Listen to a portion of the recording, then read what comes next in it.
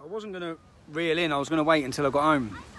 But with what's just happened to Julian Assange is a whistleblower. Look what's happened to whistleblowers in the UK. Look what's happened to whistleblowers everywhere. Whistleblowers need somewhere. So anyone out there with information, with factual information, with credible information, with leaks, with paperwork, with documents, with any information that they wish to expose on corruption, to expose things that are going on within the system, to expose against people. Nick Clegg, maybe, head of communications of Facebook. Anyone from Twitter. Hey, even Nigel Farage. Don't want to say Nigel Farage. I've got to get onto this. I was going to keep my mouth shut about it, but I can't. I'm watching this morning, and I saw that Hope Not Hate have said that they're going to come out strongly in the European elections against UKIP, of course, and against myself if I decided to stand. But they're going to give a free pass to the Brexit Party. If it doesn't tell you what you need to know already, Nigel Farage got us to the point of a referendum. Well done, Nigel. Thank you, yeah?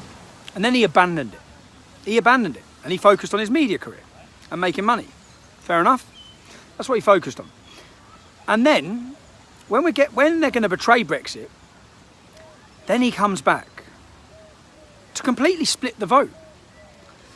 Nigel's never spoken about issues that affect working class communities. Yeah, he's been strong on the European Union, but he got us to a point and then he abandoned it. And he abandoned it so much so that the only people he allowed to become in charge, or he put in charge of UKIP, were people that he knew would fail. He didn't want a growing resistance party. He didn't want it. And in fact, he didn't just not want it. He done everything he could to stop it. Look what he did to Anne-Marie Waters. And Anne-Marie, if you're watching this, babe, I love you. Wherever Anne-Marie is standing in her election, people should support her. She's amazing. She's a very strong lady on all of the issues. He tried to destroy her, or the party did within UKIP. Now, what he done was he put Henry Bolt in him, who he knew would fail. Why? What's his reasoning for that?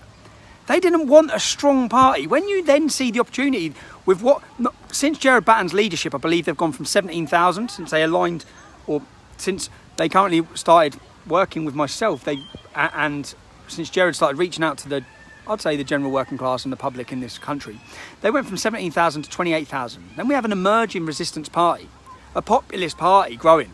Nigel Farage comes back into politics, completely divide the vote and split the vote to tell you he represents you.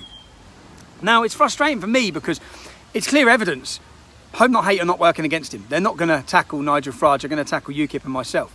There's the evidence in yourself. Nigel is the establishment. Nigel is a city banker, a toff, who looks down upon his nose upon working class people like you. That's the reality, and I know that's hard to take, because it was hard for me to take, because I admired Nigel's fight, but then he exposed himself with his classism, and by watching who he put in charge of UKIP, it was very clear he wanted it to fail, and I thought he wanted it to fail because he wanted to be known as Nigel Farage. He was UKIP. Now he's not, because UKIP's continued to grow and fight under Gerard Batten's leadership. And then from that, sorry, there's a big peacock in front of me, yeah? I'll have a look here. So, he's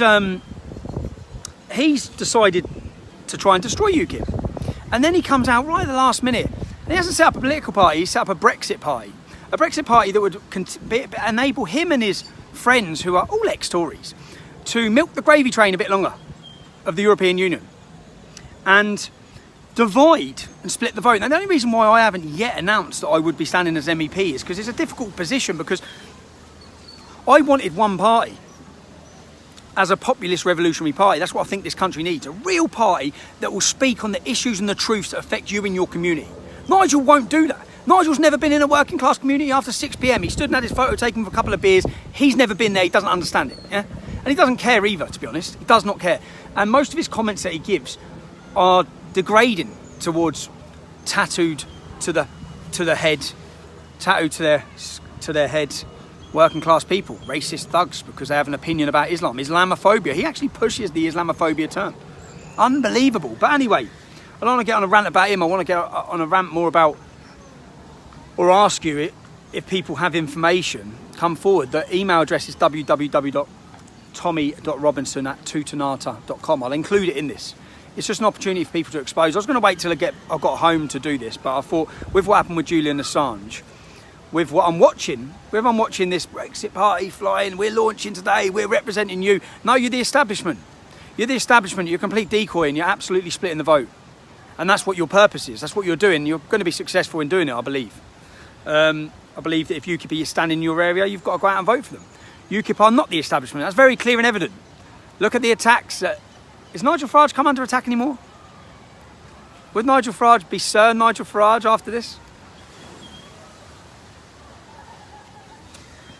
I'm disappointed in a lot of things, man. I'm disappointed that I think that UKIP need to really grasp it, that if you want to electrify the working class, you know, the 30% of people that don't vote, the people who've never felt the need to vote, you need to show you represent them. You need to show you're willing to not be pander. You've seen Nigel Farage completely pander to political correctness. Gerard Batten doesn't. He's a very strong leader. I have utmost respect for him. I just wish they'd pulled their finger out and just not worry about what the media say, not worry about what a few people say, and revolutionise the working class community of this country. Show them that you're the party for them. Show them that it's worth getting up and voting for them. That's what I wish would happen. And I think that the only way you're going to do that, you're going to miss the opportunity. The only way you're going to do that is to have myself stand for you. That's I'm just saying how it is. That's how it is.